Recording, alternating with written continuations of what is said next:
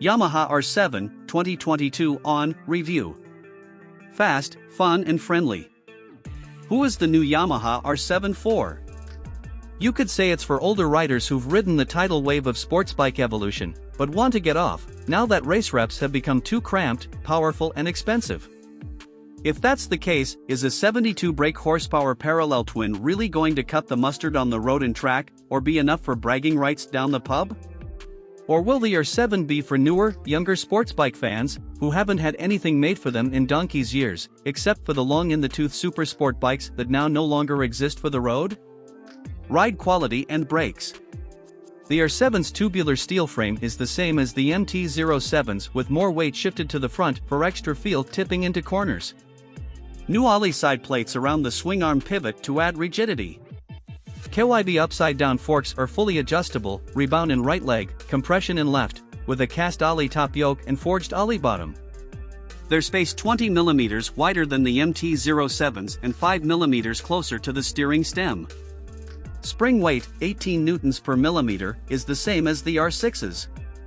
Rake is steeper, from the MT-07's 24.7 to 23.5 degrees, both run the same 90 mm trail, and wheelbase reduced 5 mm to 1,395 mm. Engine.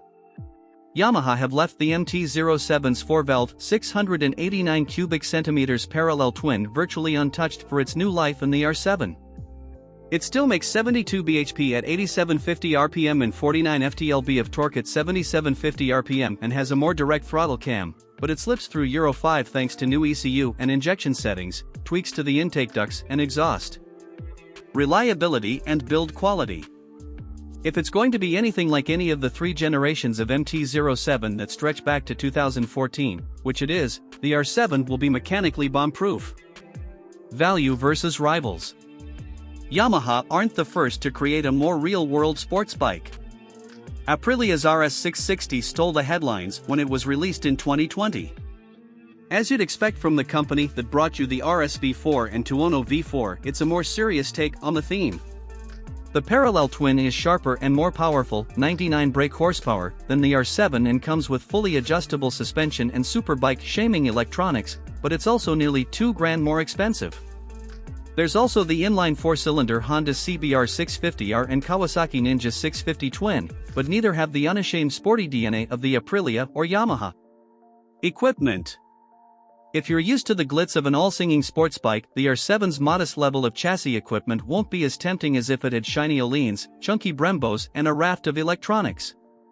If it did, the price would shoot up and defeat the point of what Yamaha is trying to do. It may not have all the bells and whistles, but fit, finish and build quality are excellent for the money and looks every inch a mini-me YZR M1 MotoGP bike with its tank gills, M-shaped central air scoop and slender, angular bodywork that's slipperier than Yamaha's R125, R3 and R1. You also get ABS and 4.5 inches color dash that contains info like speed, gear position and fuel gauge are nicely prominent, but they're hard to read in direct sunlight. Official Yamaha performance, touring and cosmetic goodies are available, as well as accessory packs, which you can view on their online configurator.